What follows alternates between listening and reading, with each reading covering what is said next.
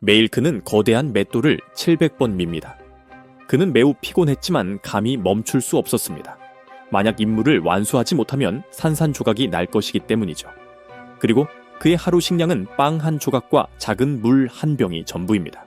모든 쓰레기와 배설물은 손바닥만한 구멍을 통해서만 처리할 수 있습니다. 하지만 이 이상한 밀실에서 제리는 2년 동안 살아남았습니다. 그는 왜 자신이 이곳에 있는지 몰랐습니다.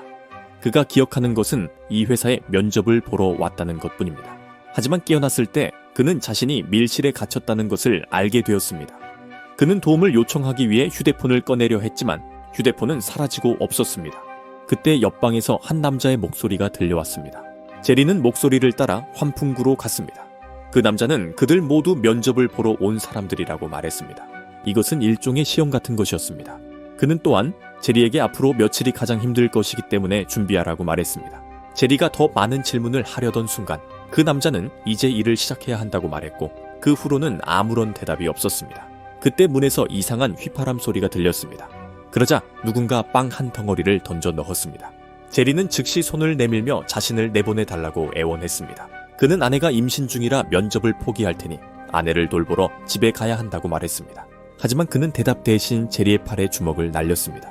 그리고 그게 최악은 아니었습니다. 그가 밥을 먹고 있을 때 귀가 찢어질 듯한 경보음이 울렸습니다. 그러자 사방에서 비명이 들려왔습니다. 제리는 두려움에 떨며 구석에 웅크렸습니다. 그는 다른 남자가 왜 그렇게 잔인하게 고문당하는지 알 수 없었습니다.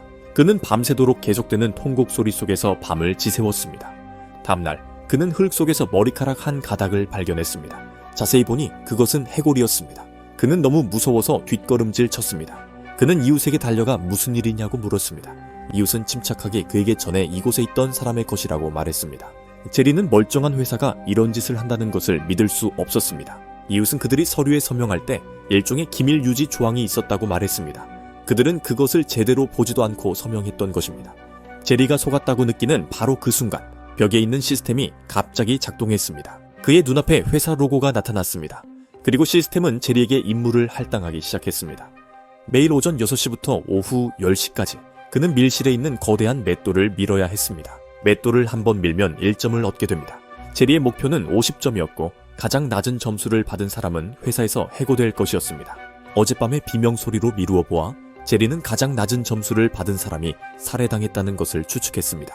뒤에 있는 거대한 맷돌을 보며 제리는 그것이 불가능한 임무라고 생각했습니다. 그는 밀실에서 탈출하려고 하지만 주위의 높은 벽 때문에 불가능했습니다. 몇 번의 시도는 실패로 돌아갔습니다. 그때 이웃이 그에게 살아남는 유일한 방법은 일하는 것이라고 말했습니다. 그는 어쩔 수 없이 당나귀처럼 자신을 내려놓고 맷돌을 밀기 시작했고 꼴찌가 되어서는 안 됐습니다. 그는 잠시도 감히 멈출 수 없었습니다.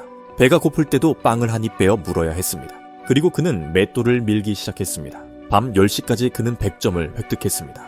목표를 초과 달성했지만 그는 녹초가 되어 쓰러졌습니다.